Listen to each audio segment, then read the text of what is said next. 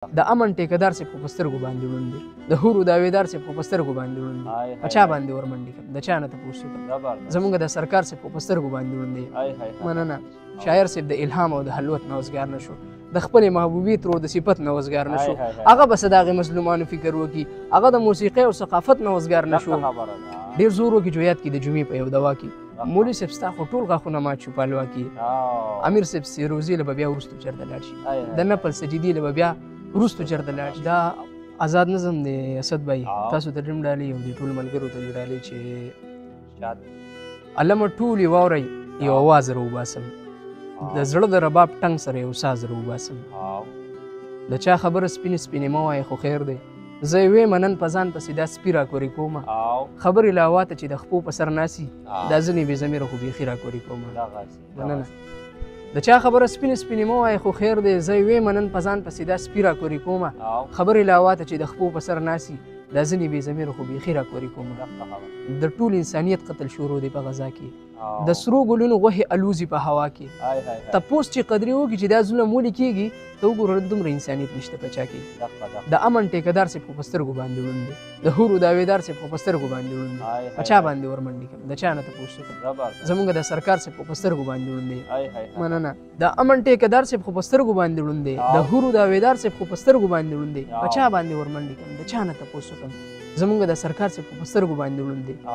ولاړ دي ماشومان خدای خبر کمې سزا کې، ته پروت په سجدې لا مشغوله په دوا کې، نور بس کې د دې ذکر او د فکر نه راوځه، بنګلې دې ځانه جوړې کړي دي ګیایې په هوا کې. ډېر زور وکړي جویات کې د جمعې په یو دوا کې مولوي صاحب ستا خو ټول غاښونه مات شو په حلوا کې. مننه. ولاړ دي ماشومان خدای خبر کمې سزا کې، ته پروت په سجدې لا مشغوله په دوا کې، نور بس کې د دې ذکر او د فکر نه راوځه، بنګلې دې ځانه جوړې کړي دي ګیایې په هوا کې. ډېر زور وکړي جویات کې د جمعې په یو دوا کې مولوي صاحب ستا خو ټول غاښونه مات شو په حلوا کې. امیر صاحب سیروزي له به بیا وروستو چېرته لاړ شي، د نفل سجدې له به بیا وروستو چېرته لاړ شي. اول د سرو غوښو ماشومانو خبر واله حاجي صاحب نوکابې له به بیا وروستو چېرته لاړ شي. مننه. امیر صاحب سیروزي له به بیا وروستو چېرته لاړ شي، د نفل سجدې له به بیا وروستو چېرته لاړ شي. اول د سرو غوښو ماشومانو خبر واله حاجي صاحب نوکابې له به بیا وروستو چېرته لاړ شي.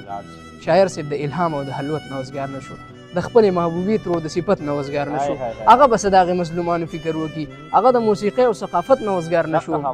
شاعر صاحب د الهام او د حلوت نه وزګار نه شو، د خپلې محبوبیت رو د صفت نه وزګار نه شو، هغه بس د هغې مظلومانو فکر وکړي، هغه د موسیقۍ او ثقافت نه وزګار نه شو. پښتون به یې خدای خبر چې کوم ځای کې وده دی، هغه په تذکره د وسایلو کې اخته دی، د لوږې نه به مړ شي مزدوري به ورله څوک کوي، قلار شه مړه ته باچاخاني به ورله څوک کوي. مننه. د لوږې نه به مړ شي مزدوري به ورله څوک کوي، قلار شه مړه ته باچاخاني به ورله څوک کوي. که دا خبرې کوي خو ټنګ ټکور خرابېږي.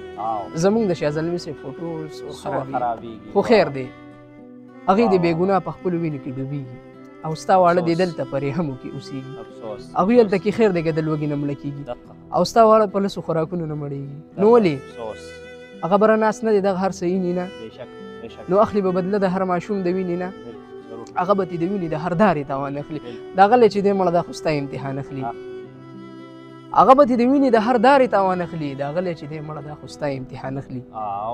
دا قام چې غورځېدلی ستا غزل ودروي نه شي، ستا نظم د هغوی نه میزایل ودروي نه شي.